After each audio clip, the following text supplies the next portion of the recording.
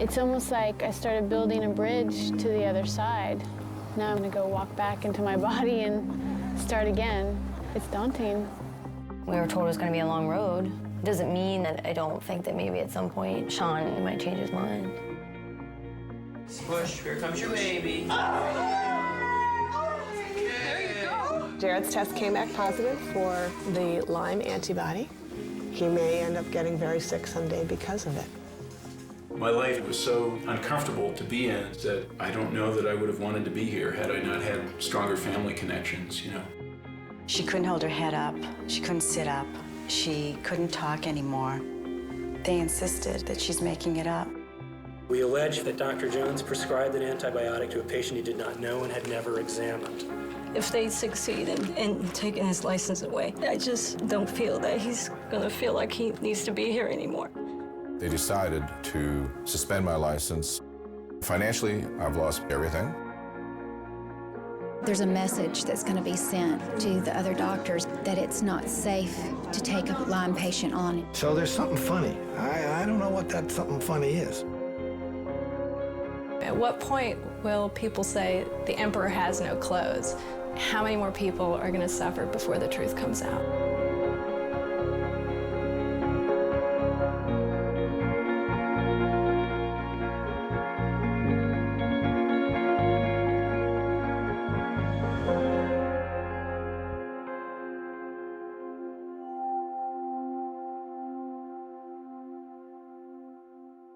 A common disease appears to be much more common than first thought. About 30,000 cases of Lyme disease are reported each year. The Centers for Disease Control now say the real number of cases is more like 300,000. The CDC put out a press release saying Lyme is 10 times more common than the Lyme statistics say it is. But we kind of already knew that, and what we would like to have seen in that press release is, here's what we're doing about it. We may be patients, but we are not patient anymore. We've had enough. We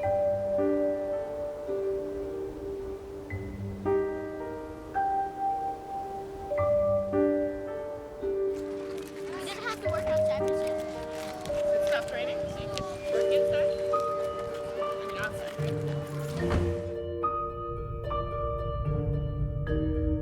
We were living in Connecticut, and we had to find a place that was safe, that was tick safe. We were angry, we were fearful, and here we are in Hawaii in paradise, and truly it is paradise for us regarding Lyme disease. Last time we met, we were sitting and watching a healthy little boy. I didn't like to use the word Lyme disease. However, when he was about 3, it was pretty evident that he was getting sick. One day, we got into the city, we walked 10, maybe 15 minutes, and my son turned to me, Jared turned to me and said, "I'm too tired, Mommy, I'm too tired, I can't walk." So I had to use the word that my son had the Lyme disease. In utero, fetal transmission of Lyme disease to a fetus is something that has been of concern to patients. We've looked carefully at that. There have been numerous studies.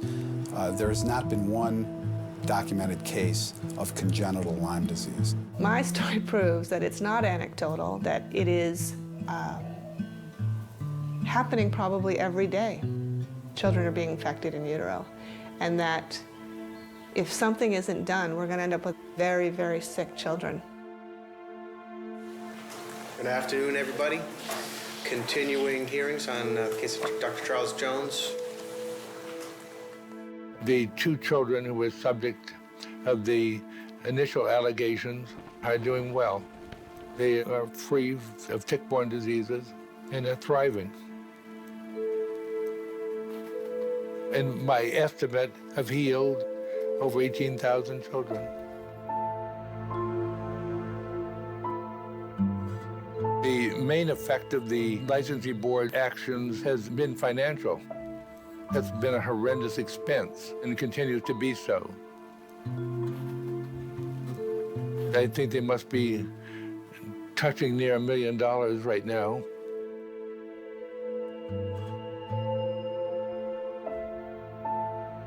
I'm going into my 7th year of bankruptcy. I'm still in litigation with Blue Cross Blue Shield, and unfortunately, they have really just no motivation to bring this to a close. Dr. Jim Sack's license is suspended for 1 year, and the conditions to be determined. After I was forced to leave North Carolina and move to Washington, D.C., I never really lost my license, but I wasn't allowed to practice medicine the way it ought to be practiced. And then I ended up owing millions of dollars. And that just wiped me out. I lost everything.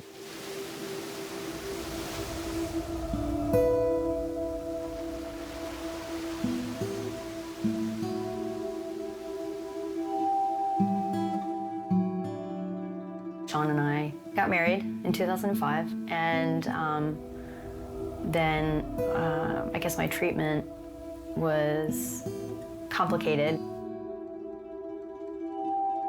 It made me scared for the future of my relationship, that my spouse was gonna go because my spouse couldn't take it anymore, or this was just like too much. The last 2 years of our relationship weren't doing very well at all. And so Sean and I ended up getting a divorce.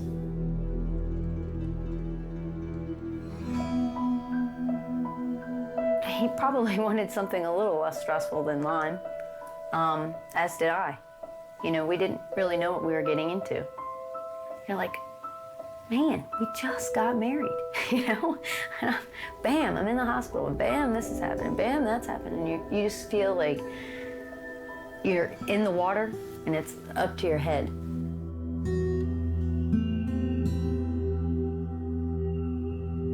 The problem with Lyme disease is nobody really knows what it is. They've heard something about flu-like symptoms, and if a person is in bed all day because they can't stand bright light, and they can't even go outside, they think that this is malingering. So there isn't a broad kind of community support for the ill family. There wasn't for us. This had tremendous effect on my wife and on my children, and this family is no more. There was a divorce, and the family has gone its separate ways.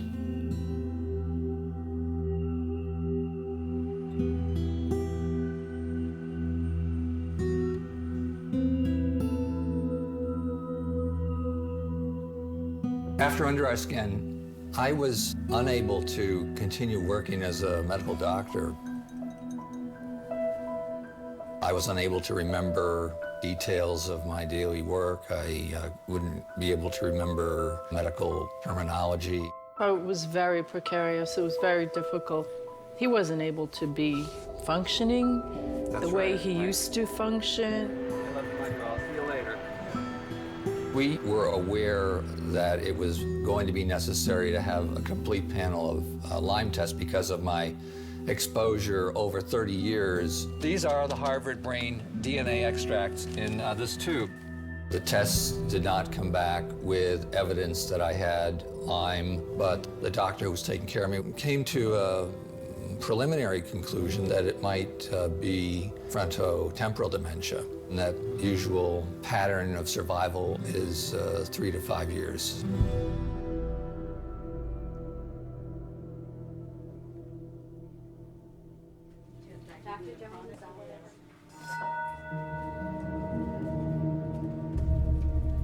I was thinking about not continuing practice. You know, licensing board wins, the kids lose. And while I was making this decision, a child came into the office and he had never talked.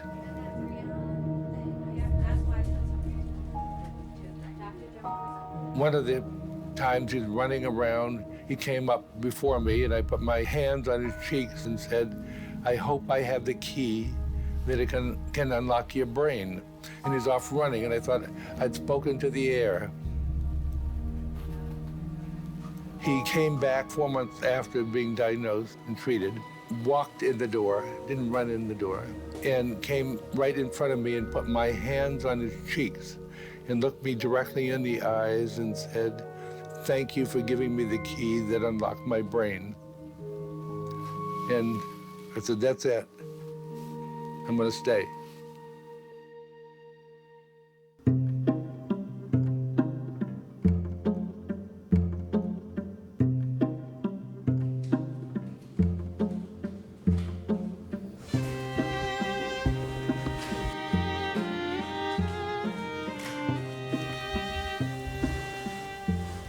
When I got out of the wheelchair at Dr. Jones's office, it was almost like you have your life taken away from you, and then it's like getting your life back again, but it's not the same.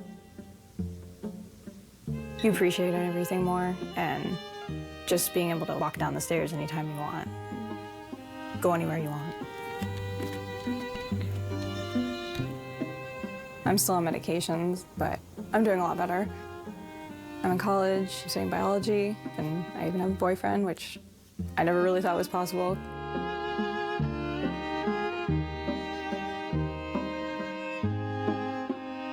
Right now I'm working as an EMT, which is an emergency medical technician. I drive the ambulance and take care of patients in the back of the truck. At least 8 out of 10 times, person is like, wait, you can't lift me.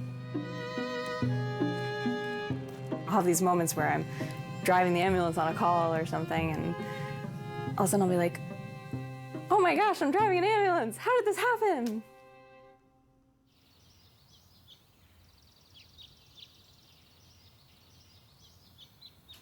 After so many years of being sick, I was resolved and resigned to leaving my body.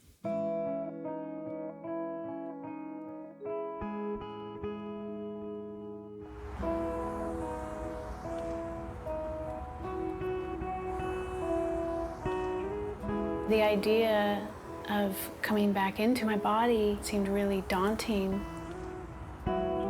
I thought I would either die or live with this pain forever. And I'm just so amazed that I can think clearly again, and I have pain-free days. Having the support that I needed made it all possible. Really? Nice to see you too. So, you know, layer by layer, piece by piece, I came back in. I'm back. I'm in my body. I'm not afraid. That's not true. I am afraid. But I know I can deal with it. After 3 years of treatments in Seattle, I moved back to the Bay Area, back home. I married Tim, and I've been maintaining my health.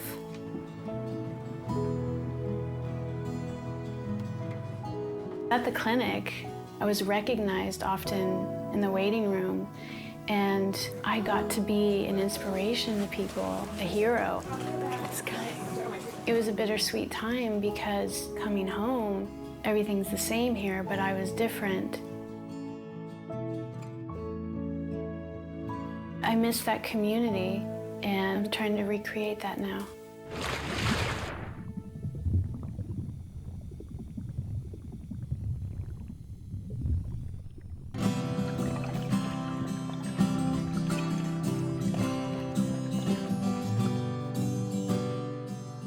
The comparison between the Mandy that you saw in the documentary and the Mandy that's here now, it's just kind of night and day difference.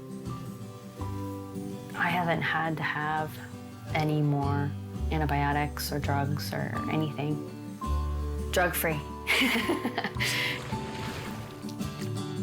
That experience just made me want to go into healthcare and, you know, try to change things a little bit. I got a job as an intermediate care nurse, so I deal with some heavily compromised patients. I work 48 to 60 hours a week. I had one patient, and they were talking to me, yeah, and I was watching this show on PBS, and it was about Lyme disease, and they have no clue that I was in that documentary. And so they're talking, and then they're kind of like, how do you know so much about Lyme disease? And I'm like, saw the same documentary. Since nursing school, I sat for my boards. I went to Paris. I went to Italy.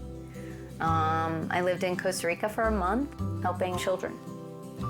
So now my next goal is, I have to get really fit.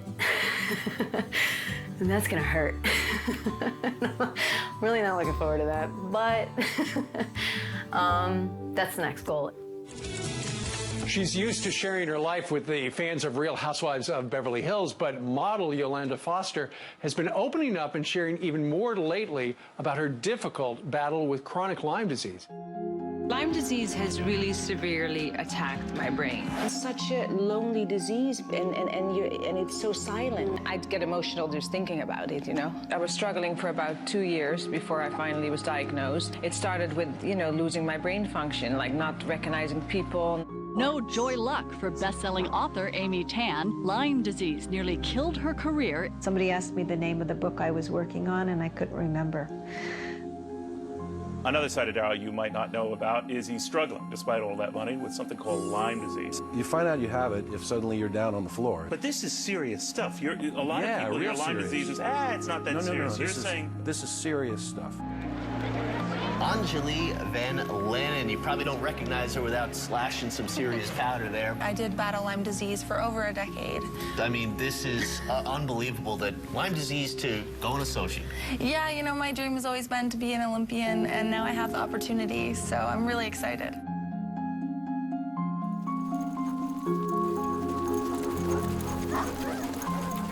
I was asked to speak at a Lyme rally in Norway. And during this time, I was invited to stay with adventurer Lars Monsen, who apparently is one of the most famous people in Norway today. Lars and I became friends, and we learned how much common ground we had. Jordan Fisher-Smith, welcome to us. You're kind of the equivalent to Lars Monsen. Well, in the States, right? we both have been working in the outdoors, in nature, all of our lives. And you have another thing in common, because you also have been affected by the Lyme disease. Unfortunately. Yeah. Now I see the same thing happening in Norway, so I'm here to help. When I got ill, I understood this is just like a long expedition. You have to have the same mindset, make the same choices. Yeah. You know, look ahead and just choose what thoughts to think. I think the one thing that being ill, and not just with tick bite, having a dream and keeping it through the illness that's an important thing. Don't give up your dream. I always expected to get better, meaning that I couldn't imagine living the way I was living. The experience of living in a Lyme body is the worst misery I've ever suffered. It turns your body into a torture chamber. I think that I had one attribute that might have saved me, that I was trained as a ranger for 21 years to recognize a deadly situation and then being absolutely relentless in fighting my way out of it. Everybody's asking me, why are you better? What worked for you? What drug exactly did you take? The answer I almost always give people is, I took all of them.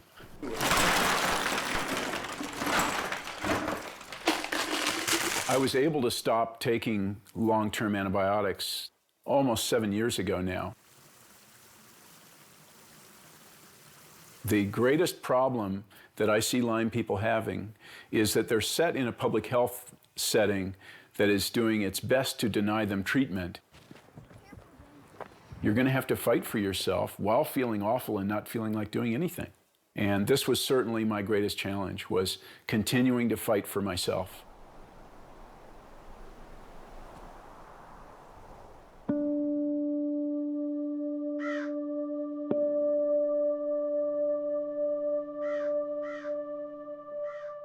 When I shared my story in Under Our Skin, I sort of became this poster child for Lyme disease, and that frightened me because in some ways it kept me in my story, and people felt like they wanted to share all their symptoms with me, and sometimes it would overburden me when I was still really sick. So I was resistant to talking about Lyme disease for about 5 years because I didn't want to talk about this bug and this hideous illness. I wanted to talk about what it means to heal and what that journey looks like. I think that's where I get healed, when I can help people that have gone through the same thing that I have. So with Lyme Less Live More, we really wanted to bring people into our world and really meet some of the people that have been so inspirational in our journey. We're so lucky and happy to have Dietrich here today to answer a lot of your questions. If you have Lyme disease, by my definition, it means also you belong to a tribe here on the planet that is more conscious and more sensitive and also more likely to do something once you recover that will be of benefit for all of us. I think we need to look at people with Lyme disease or chronic illness as indicators. They're indicating the problems in our environment, in our world, and this disconnection we have. The illnesses that we see now, almost all chronic illnesses, including the neurological illness, are almost entirely caused by microbes and their activity in us. And the microbes are no longer symbiotic with us because we are not symbiotic with the environment. My hope is to help people to step out of the fear and the hysteria around Lyme disease and to show what it means to treat and heal holistically. I don't think, for me, antibiotics were the answer. When they were needed, they were very appropriate and they were the answer. But to get me out of this chronic illness, it was going to take way more than just a pill to kill off the bug.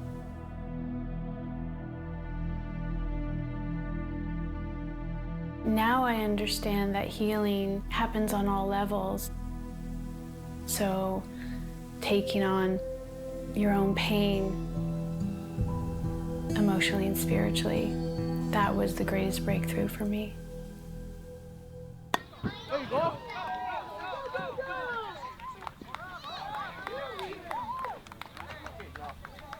You know, we talked a long time about whether or not we should try for the 5th time. I'd had 4 miscarriages, and we knew that the risk of him being sick and the risk of him being born and dying right there was out there. But I knew that I always would have regretted not trying, and I knew that if he were born and he were sick, we could care for him. Go, run hard. Don't let the ball run hard. Run hard. Full speed, full speed, full speed, full speed. Nice. Jared was born with Lyme disease, and he started coming here, and he's made it. You know, he's done very well. He's made it. He's a happy little kid. If I did not have Dr. Jones in my life, I probably would not have had a little boy. The fact that he was born well enough for me to hold him and care for him, and he grew, was amazing. It's a miracle. I really think it's a miracle. I call him my miracle baby all the time.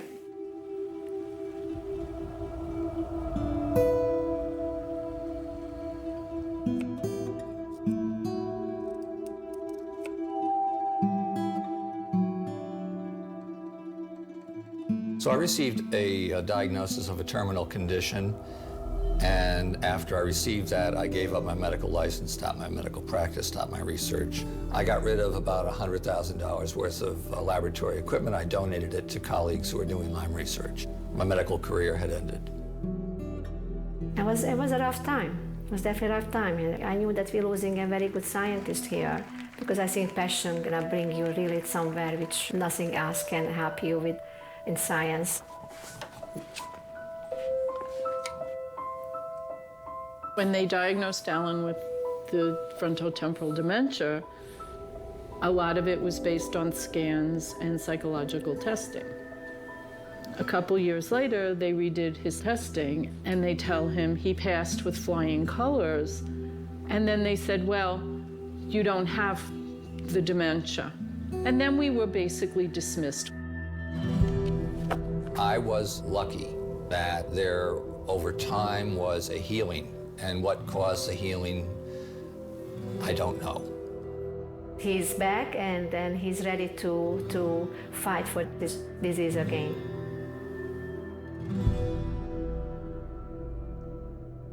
And Under Our Skin, Alan McDonald, Dr. McDonald, first exhibited the role of biofilm. One night as I was looking at the culture of Borrelia, I saw a large colony of organisms protected by a gel-like substance. And as I was reviewing the pictures, it became clear that this was very reminiscent of what they call a biofilm. A biofilm is a hallmark of a chronic infection. It is a gelatinous substance that encases the germs and protects them from immune system attack and protects them from even antibiotics, rendering the infection more chronic and more difficult to treat. Chronic infection is denied by the Infectious Disease Society of America at all costs. Everything that is built into biofilms is essentially supportive of chronic Lyme infection.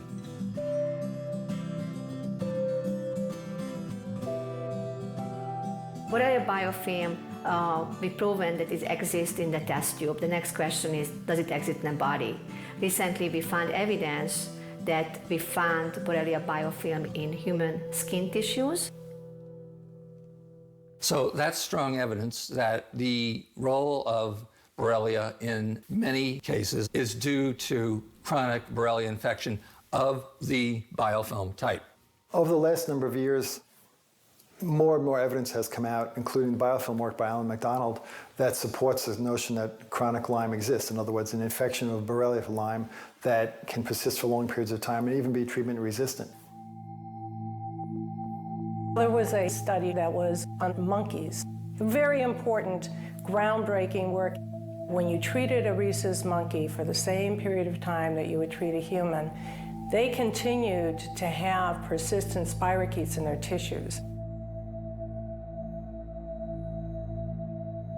And then the last thing they found, which is also critical, is they found that monkeys that were not treated, that had been given Lyme disease, that those monkeys over time tested negative on the test too. So there's something that happens in the immune system so that you can't detect. Lyme disease was first identified in the 1970s, but it now turns out that it's much more common than previously estimated, about 10 times more. The CDC now estimates there may be as many as 300,000 new Lyme infections a year. It's a really important jump. It's 6 times the number of HIV cases, 50% higher than the number of breast cancer cases. It's a huge problem. There's conjecture in the Lyme disease community that the reason the CDC all of a sudden re-announced that Lyme disease cases are really 300,000 a year is to pre-market for an upcoming Lyme disease vaccine. The vaccine is entirely dependent on antibodies to one protein, which is OSPA. They've chemically combined a European OSPA with a United States OSPA, and they believe that this combination, which is unique, will provide protection against anything that a tick can put into your bloodstream. But the co-infections and many strains are not within the job description of vaccine protection. So the vaccine's not like Kevlar that stops all bullets. The worst thing that could happen to the patient community would be for people to come in, use the patient community to market a vaccine that harms patients. The last vaccine that they had out actually harmed patients. It harmed people who weren't sick.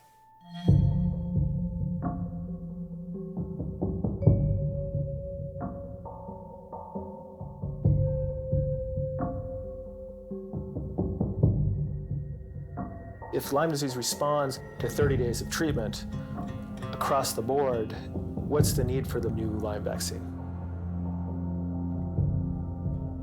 One of the problems is that there hasn't been a strong interest in going after treatment options because most of the treatments are cheap generic antibiotics. But with vaccines, it's a patentable product and it's got a large market. It puts into question the scientific integrity of people doing the studies. Some of the consultants in connection with this new vaccine are IDSA guideline members.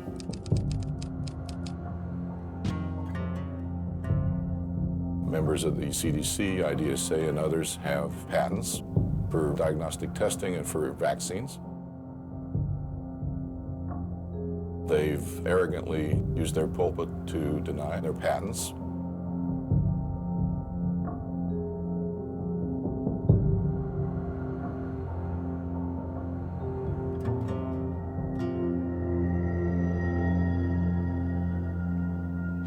was doing research, it just appeared that the CDC was a key player in fanning the flames of the Lyme disease war. They wouldn't talk to us directly at conferences, or they wouldn't answer our questions over the phone. My impression is that CDC and IDSA was trying to avoid having information released in a nationwide documentary film.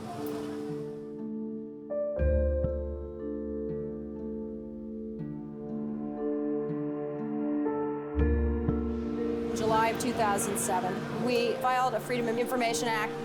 It asked for emails from 3 employees and financial disclosures.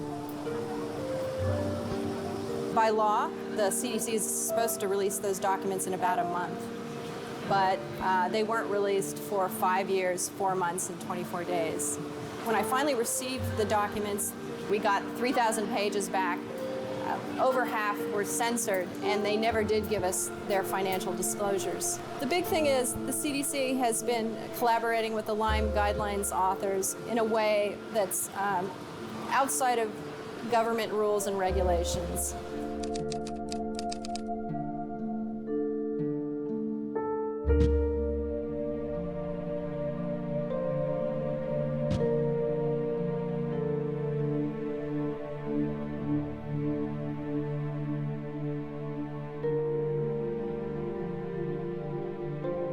Among Lyme disease patients, there's a feeling that the money has all been going to the same people who have a bias against the existence of chronic Lyme disease, and a real disrespect for the patients.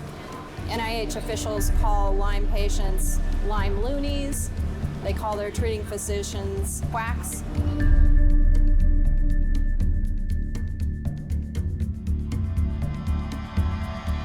There's one NIH official who says this is a war with patients and we need to start shooting back.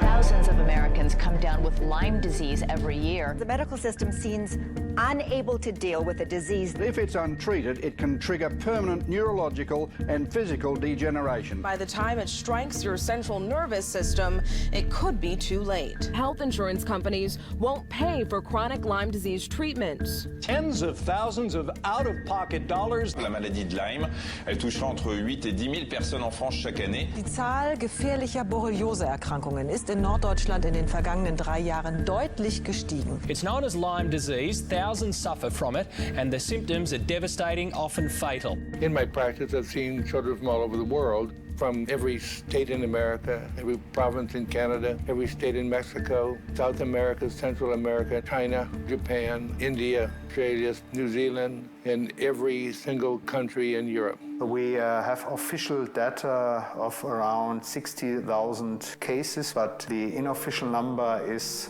several hundred thousand each year. 1,500 cases every year reported, and in the last 10 it has doubled. Officially, there are more or less 30 to 40,000 cases, new cases each year. But it is not the real situation. 50,000 new cases. Some of the doctors are threatened to lose the licenses. As of last year, 100% of Canadian doctors now who have become publicly known as treating Lyme disease have now been shut down. In the US, people are debating about the severity, whether there's chronicity, whether treatment works. In Australia, the debate is it doesn't exist. Good evening and welcome to the program. First tonight, the silent and deadly killer that's striking down healthy Australians every day. This hideous infectious disease is spread by ticks and other insects such as fleas and mites, and unless diagnosed and treated immediately, can have tragic consequences. A man has died from a disease he caught from a tick, but yet again, authorities here refuse to acknowledge the disease exists in Australia. Officially, Australia is not an endemic area due to a study that was done 20 years ago. Some microbiologists gathered 12,000 ticks, crushed them up, found some Borrelia-like organisms but decided they weren't Lyme and discarded them, and then reported there is no Lyme disease in Australia. However, there is a Lyme-like disease in Australia. So it's accepted there's a Lyme-like disease in Australia, but they don't know the causative agent. Actually, one of the problems in Lyme disease is its very name, Lyme disease. Lyme is an infection by the germ called Borrelia. And the reason why that's important is because there are hundreds, literally 200 to 300 different kinds of Borrelia, and Lyme disease is from just one of them. Lyme disease needs to be renamed, period. I don't care what you call it, but there's too much of a stigma, there's too much prejudice around Lyme disease. The moment those two words come out of patient's mouth, immediately, if you just look around, you'll see an eye roll.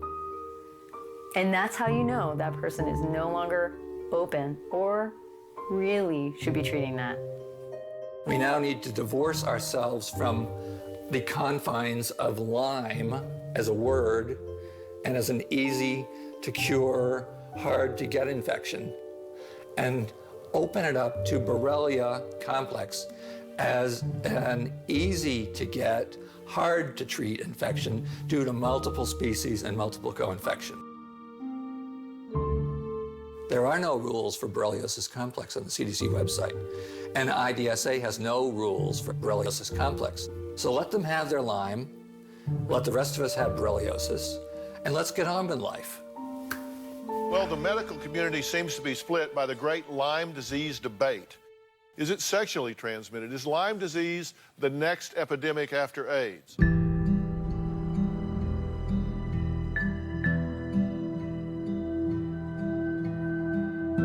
The study that was just published in abstract form in the Journal of Investigative Medicine described genital secretions in patients with Lyme disease. What we found was that you can find live bacteria that cause Lyme disease and also the same strain of the spirochete in married couples. I think it's really a game changer that will completely change the way people look at this disease. There's things that I'm feeling that probably happen to everybody. Like one of my eyes is blurred out and I've always had 20/10 vision. I won't tell you that it's not in the back of my mind that it is possible. Sean had antibodies for Lyme, but they said that he was not symptomatic to treat. He's had no issues with it, and he's had no need for treatment. If you think about how many people are probably infected, it's overwhelming how many people could actually be very, very sick. It's scary.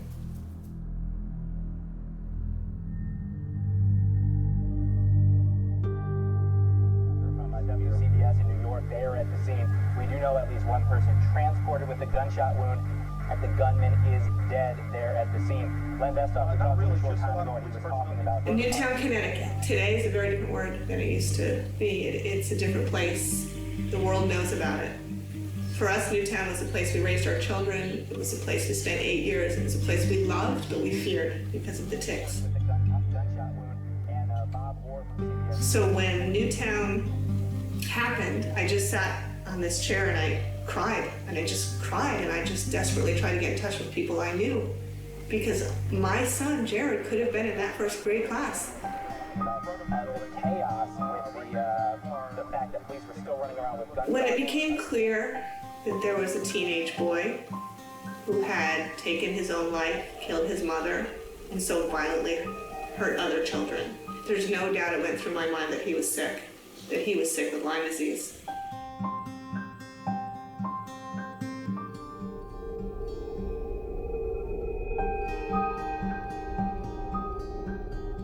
There was some information that perhaps the mother had been diagnosed with MS, and immediately then I put the two pieces together.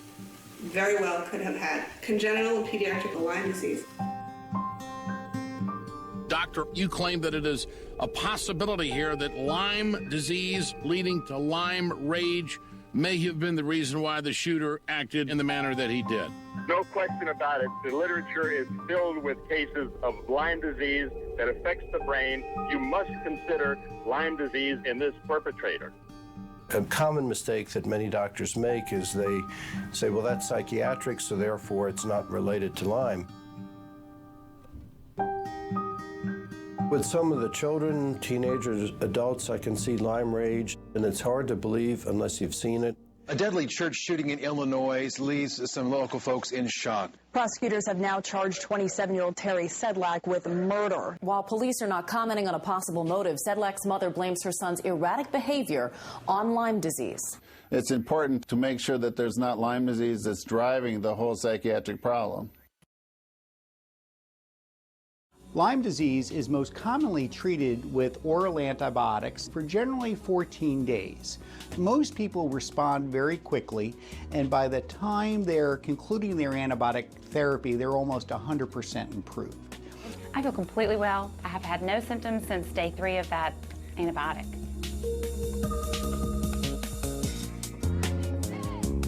Chronic Lyme exists! Chronic Lyme exists! Chronic Lyme exists! Chronic Lyme exists! Chronic Lyme exists! Chronic Lyme exists! Today, I'm just asking and praying that somebody in that building over there can develop a trace of skepticism for what they think they know for sure. Because we have this one group of diseases for which denial is the cure. We get 28 days of oral antibiotics and then you're done. And whatever you have, it must not be Lyme.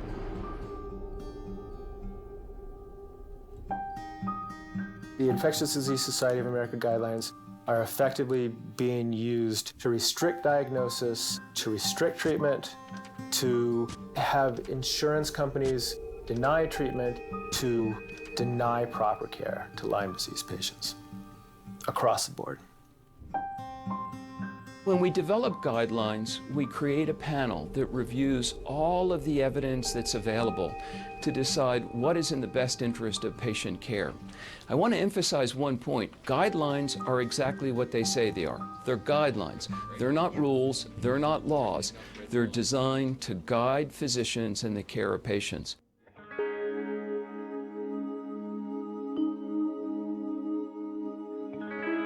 Seven years after the guidelines were published in 2006, nothing's changed. The Attorney General had brought a case against the Infectious Diseases Society of America Lyme guidelines authors and said you must reevaluate those guidelines with an unbiased panel and update them. Our investigation concerns whether the antitrust laws have been violated, purposefully or not, by these guidelines. The Attorney General for Connecticut was well-intentioned but misguided. No one on the panel that wrote the guidelines for Lyme disease stood to benefit from the recommendations that were made.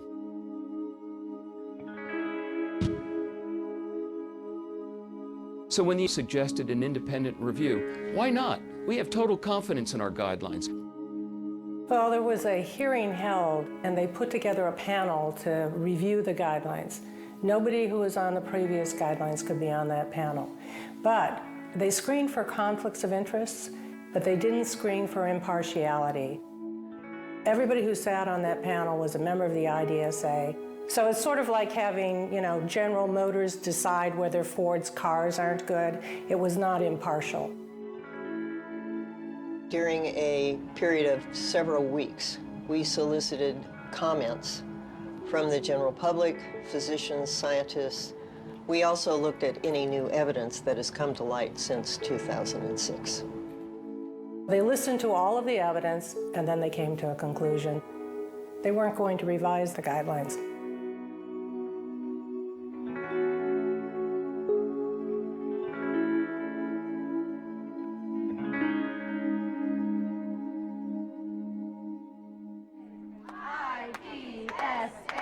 Treat our chronic Lyme today.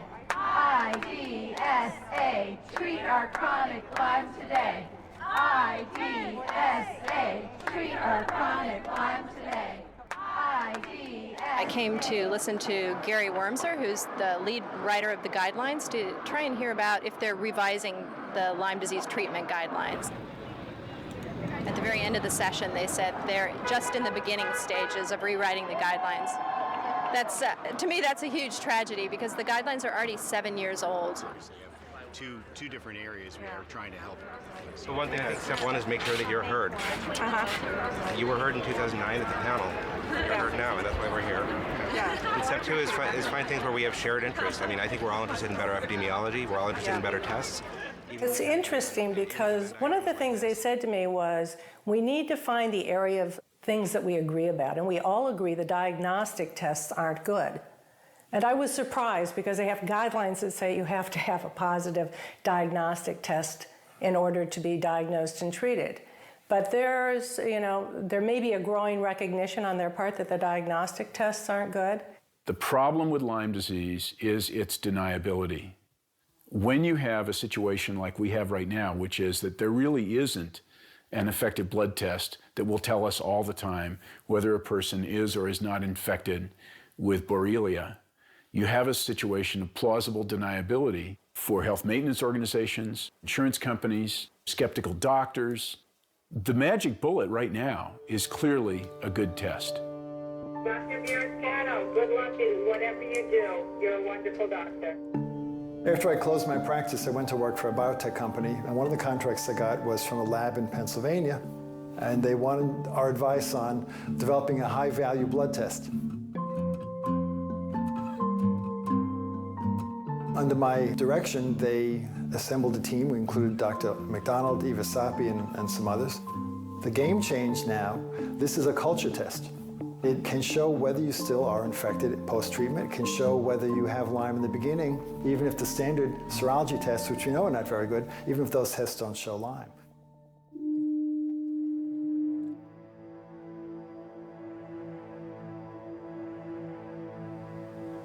There is additional work being done in Oslo, Norway. All of this is direct microscopic examination of human blood. The revolutionary with my method is to dilute the blood with a thin solution of water and salt. That makes the single organisms available. In a few minutes, you can see the immediate situation in your body, and you can see it by your eye if you are an experienced microscopist. Using this microscopical technique, we are in principle able to detect chronic borreliosis. Yes.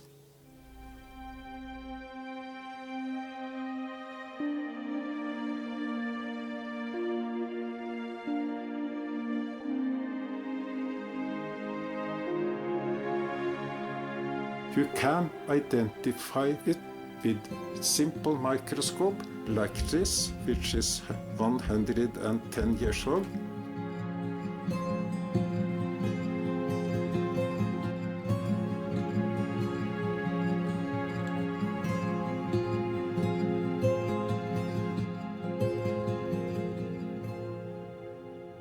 Now, if you look on the CDC website, the gold standard that the CDC holds up as the gold standard is growing the bug from body tissue. Advanced Labs has grown the bug from blood, which is a body tissue. What did the CDC do with this? The CDC wrote a paper saying that Advanced Labs was not to be trusted, that all of the cultures, 70, were contaminated. So it looked almost like a rushed through attempt to try and discredit something without really thinking it through. In my 30 years of practice, I have never seen the CDC go after one laboratory and attempt to put it out of business.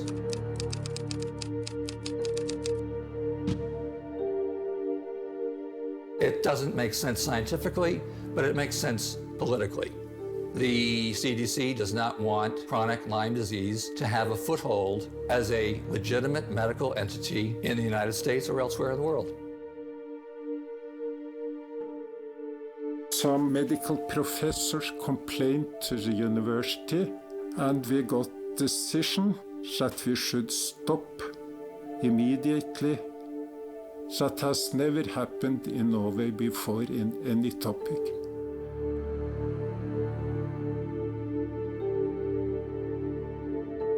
There was a rebuttal to the study of sexual transmission in Outside magazine.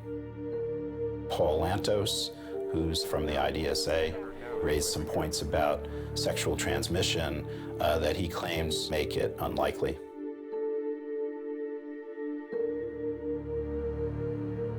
I think that the people who hold that point of view will do pretty much everything they can to maintain it. The CDC uses a very restrictive definition of Lyme disease. It certainly restricts the criteria for the disease, so it makes it easier to get a vaccine approved.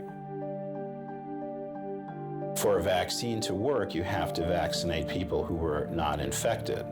So if we now find that there are a lot of people who've been infected through sexual transmission, then that's going to decrease the market for the vaccine significantly.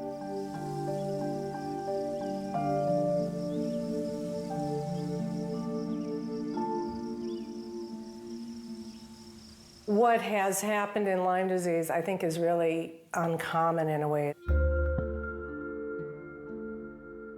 Research has been very insular. It's a really tiny group of people. The IDSA, there's like 5 people. They sit on most of the editorial boards, and they are involved in most of the grant-making decisions. Open science only exists when you have competing viewpoints being in the same arena. It doesn't work when you exclude other people who think differently from you. The story of Lyme disease has been that the public health response has blown in the direction of the big money. Healthcare is seen as an industry, not as a compassionate response for ill people. We believe ourselves to be a democratic society, but the facts are we're getting less and less democratic all the time, and the wind is blowing more and more in the direction of the big money. It's become apparent to me that the lie is too big to confess.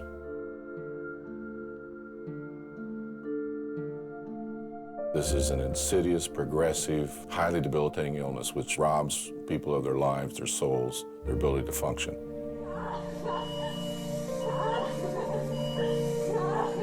These sins committed are so great and so ugly and so large that it can't be negotiated out. So the lie is too big to confess at this point.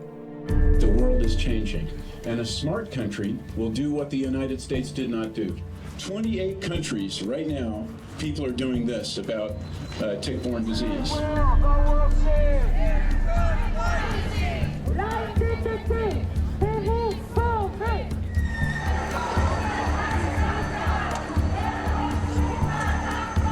It's said many times that we have a high standard of care. What we actually have is a standard of neglect.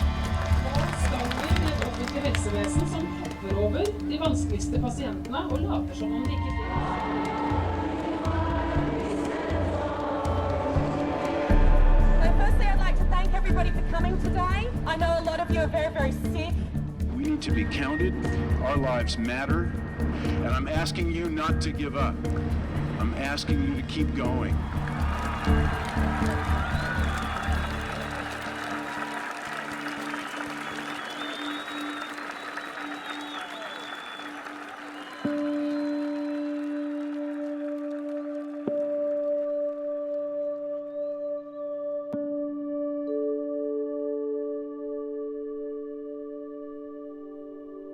I never dreamed that following your heart and your instincts in medicine and working very hard would be met by such resistance by those in power. And I've learned. I used to be a very naive, hardworking doctor. Now I'm a very cynical, hardworking doctor.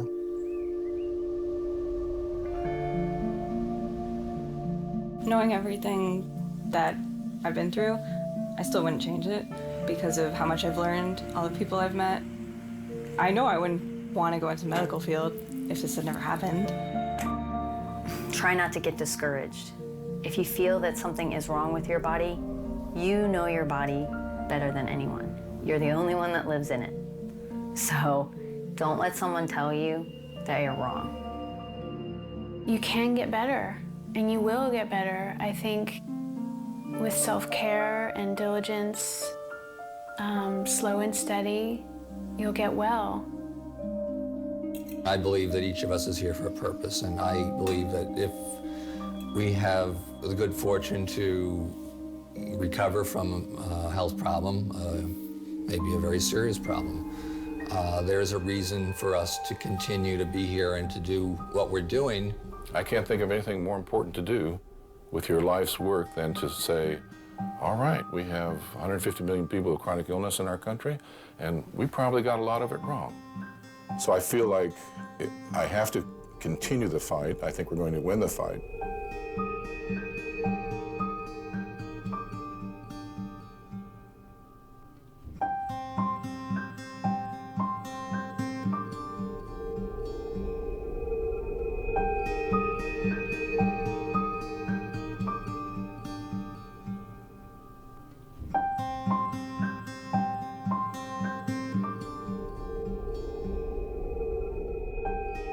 I think Robert Frost had a poem, two paths diverged in the middle of a wood, and I took the one less traveled by, and that has made all the difference. And that's it.